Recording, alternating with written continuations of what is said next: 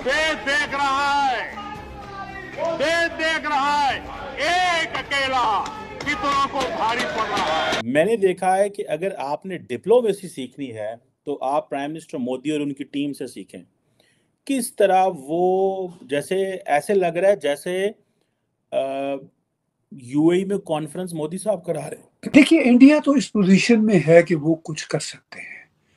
पाकिस्तान बदकिस्मती से इस पोजीशन में नहीं है कि कुछ कर सकते। सुकात ही इनकी इतनी है तो फिर और क्या कर सकते हैं। अब क्या हुआ, वो एटम बम किधर गए, वो नंबर 1 किधर गई, वो JF थंडर मैंने चाटने हैं, मैंने झूले लेने हैं, ठीक है, मैंने अपनी क्या कहते हैं गर्लफ्रेंड को बिठा के सैरे गिरानी है। वो किस लिए बनाए हैं? मुझे बताएं कि कितनी के पब्लिकेशंस या बुक्स हैं जो पिछले 10-15 साल में पाकिस्तान से लिखी गई हैं। यही तो बात है, मोदी जहाँ जाएगा वो अपनी जगह बना लेता है।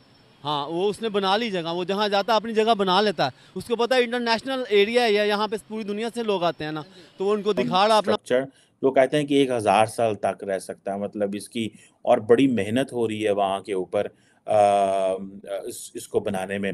सो the way Muslims used to make mosques across the Muslim world, or even in non-Muslim countries, even in अगर आप अमेरिका में चले जाएं, बरतानिया में चले जाएं, तो the Muslim countries have been giving donations to make mosques. So India की तरफ से ये चीज़ आई है that we should make temples in particularly those places where where the Hindus are in big majority in terms of diaspora, or that is the home basically. और मैं कल भी एक हमारे यहाँ इस्लामाबाद में एक स्कॉलर आए थे, Christopher Jaffrelot. He is very critical of prime minister Modi's policy, लेकिन उन्होंने एक बात की कि जो इंडियन डियास्पोरा है वो भले अमेरिका में हो, कनाडा में हो, यूके में हो, जहाँ पे भी हो, but that is considered as a model diaspora for the others. एक मॉडल है because the way they have been progressing, economy, education. This is what he said. He came from Paris. He's teaching in Sciences Po, I think, if I'm not wrong.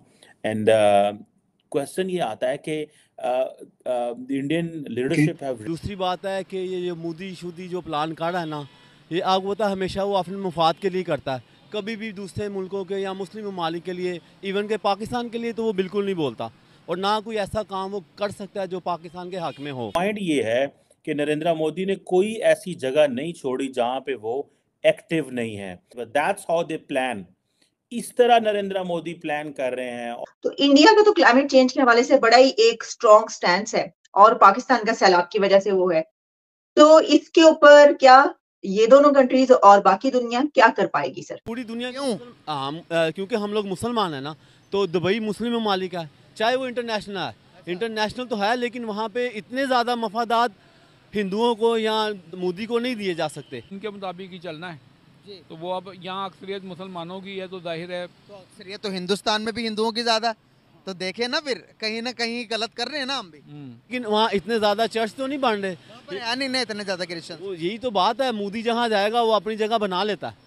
और उन्होंने कोई ऐसा दुनिया का leader नहीं है जिससे उन्होंने गपशप नहीं की, जफियां नहीं डाली।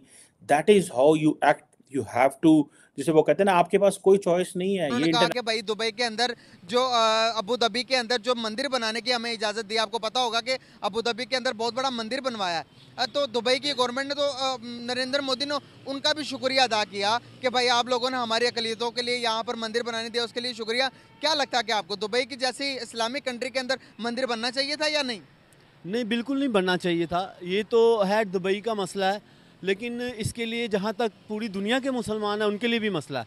पूरी दुनिया क्यों? क्योंकि हम लोग मुसलमान हैं ना, तो दुबई मुस्लिम ममालिक है, चाहे वो इंटरनेशनल तो है, लेकिन वहाँ पे इतने ज़्यादा मफादात हिंदुओं को या मोदी को नहीं दिए जा सकते। क्योंकि अगर इतने ज़्यादा मफादात आप हिंदुओं को दे रहे हो तो आप फिर क्रिश्चियन को भी दें। तो वहाँ पर है ना क्रिश्चियंस को भी दी, क्रिश्चियंस हैं, लेकिन वहाँ इतने ज़्यादा चर्च तो नहीं बन रहे, नहीं इतने ज़्यादा क्रिश्चियन। यही तो बात है, मोदी जहाँ जाएगा वो अपनी जगह बना लेता है। हाँ, वो उसने बना ली जगह, वो जहाँ जाता है अपनी जगह बना लेता है। उसको पता है इंटरनेशनल एरिया है, यहाँ पे पूरी दुनिया से लोग आते हैं ना, तो वो उनको दिखा रहा अपना मंदिर। हाँ, ये मसला दुबई का या बाकी चीज़ों का नहीं है, मसला मोदी का। मोदी को वो प्लेस अच्छा लग रहा है ना, उसको पता है यहाँ मेरी पजीराई होगी मेरे मज़हब की, तो उसने बना दिया। पाकिस्तान और मुसलमानों को ये कदम उठाना चाहिए कि हम लोगों को ऐसी जो कॉन्फ्रेंस है ना, इनमें जाना ही नहीं चाहिए। उसको सपोर्ट करने नहीं चाहिए, बैठने नहीं चाहिए। क्यों? वो इसलिए कि इतना तो हमारा तो हमें नुकसान नहीं हो जाए? भाई जान नुकसान कैसे होगा? एज ए मुसलमान हमें स्टैंड लेना चाहिए ना कि भाई हम इस चीज़ की मुखालफत करते हैं कि तुम सिर्फ वहाँ पे सिर्फ मंदिर बना रहे हो अपने लिए। मैंने देखा है कि अगर आपने डिप्लोमेसी सीखनी है तो आप प्राइम मिनिस्टर मोदी और उनकी टीम से सीखें। किस तरह वो, जैसे ऐसे लग रहा है जैसे यूएई में कॉन्फ्रेंस मोदी साहब करा रहे हैं मोदी साहब करवा रहे हैं। अच्छा, मज़े की बात यह है कि यहाँ पे COP28 में नरेंद्र मोदी को आप देखें कि वो गए हैं। पहले तो उन्होंने स्टेज सेट किया हुआ था कि जी वो अवाम बाहर खड़ी हुई है, इलेक्शन वो मोदी साहब का वेट कर रही है। जारी बात है, वहाँ इंडियन हाई कमीशन ने बताया होगा लोगों को प्राइम मिनिस्टर मोदी आ रहे हैं तो सिलेक्ट लोग आ जाएं। तो एक तो ये पॉसिबिलिटी है। दूसरी पॉसिबिलिटी ये भी है कि बहुत सारे इंडियन वहाँ पे काम भी करते हैं तो वो भी आ जाते हैं। लेकिन ऐसे उन्होंने दिखाया जनाब प्राइम मिनिस्टर मोदी यूएई में भी जलसा कर सकते हैं और उनके इंतजार में और कोई दुनिया का वजीर आजम ऐसे नहीं हुआ होगा कि वो दुबई पहुंचा हो या अबू धाबी पहुंचा, जहाँ पे भी वो पहुंचे हैं, और वहाँ पे जाके उनके आगे अवाम खड़ी हो। फिर आप देखें ये जो पिक्चर में के अंदर नरेंद्र मोदी साहब और वो दो जो होस्ट हैं यूएन और यूएई की जो लीडरशिप है, तो उन्होंने उनको भी जनाब वो एक स्टाइल है वो जफियाँ शफियाँ करने का मोदी साहब का वो कर रहे हैं। ठीक है, कोई ऐसा लीडर नहीं है जिससे वो वहाँ पे मिल नहीं रहे और फिर मीडिया उनका खड़ा हुआ है। मैं देख रहा था पाकिस्तान के पीएम का ट्विटर हैंडल, हमारे प्राइम मिनिस्टर ऑफिस, किसी ने कोई पता नहीं, एक ही चीज़ पे बड़ा खुश हो रहे हैं जी, वो प्राइम मिनिस्टर की जो है ना वो मुलाकात हो गई है उसके साथ, वो क्या नाम है, किंग चार्ल्स के साथ थोड़ा सा चलते हुए गपशप हुई। उन्होंने कहा जी देखें जेलस हो गए इंडिया जो है, और साथ ही उन्होंने कह दिया जी कि हम प्रपोज करते हैं कि COP33 जो है वो इंडिया में कराई जाए। अब ये COP28 है ना, ये आप देखिएगा जो COP33 है ये इस तरह इंडिया में होगी कि मुझे लगता है कि प्राइम मिनिस्टर मोदी के दिमाग में ये होगा कि क्योंकि एक तो हम उस वक्त तक जो कार्बन एमिशंस के हवाले से कोई ना कोई माइलस्टोन अचीव कर लेंगे और कहेंगे जी हम जो है वो हमने ये किया, प्लस क्योंकि अगले साल ये जो इलेक्शन हो रहे हैं इंडिया में तो वो जब ख़त्म होंगे तो उनसे पहले एक ये ग्लोबल समिट अगर let's say prime minister Modi 2024 में बन जाते हैं, ठीक है जी, तो 2000 अगर आप कैलकुलेट करें इसको तो 2029 तक ये रहते हैं। ठीक है, और अभी COP28 यहाँ पे हो रही है। सो COP29, COP30, COP31, 32, 33 सेम उस वक्त जो प्राइम मिनिस्टर मोदी का आखिरी साल होगा अगर वो इलेक्शन जीतता है अगला। सो वो दुनिया को बताएंगे, इंडिया को बताएंगे, देखो मैं COP33 में सारी इंटरनेशनल कम्युनिटी को लेके तो इंडिया आ गया हूँ। और उन्होंने कोई ऐसा दुनिया का लीडर नहीं है जिससे उन्होंने गपशप नहीं की, जफियाँ नहीं डाली। That is how you act, you have to, जिसे वो कहते हैं ना आपके पास कोई चॉइस नहीं है, ये इंटरनेशनल पॉलिटिक्स है।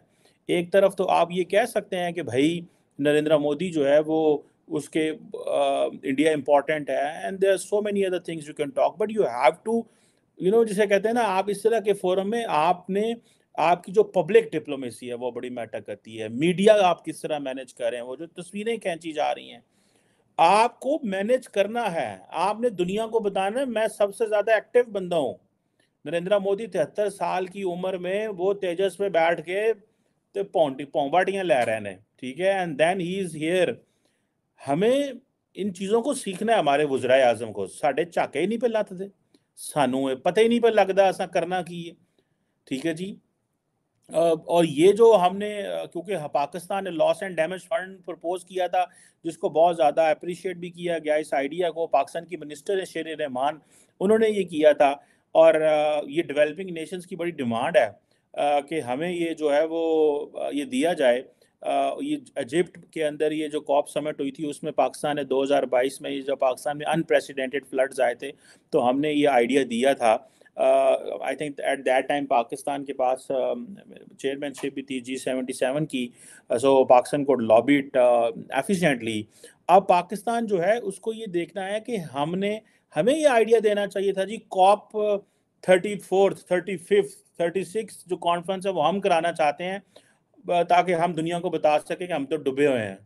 वो जो डूबे हुए की कहानी सी, क्योंकि अब हमारे बारे में ये भी कहा जाता है कि हम सारा विक्टिम कार्ड खेलते हैं। पहले हम पैसे मांगते थे अफगानिस्तान दिस एंड दैट। अब वो नहीं रहा, अब हम फ्लड्स के लिए पैसे मांग रहे हैं। वो बिलावल भुट्टो जरदारी साहब जो हैं वो जितनी देर वजीर खारजा रहे और जिथे गया उन्हें पैसे ही मांगे।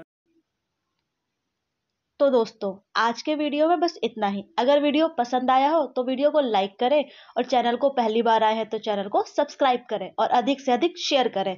जल्द मिलेंगे एक और नई वीडियो में, तब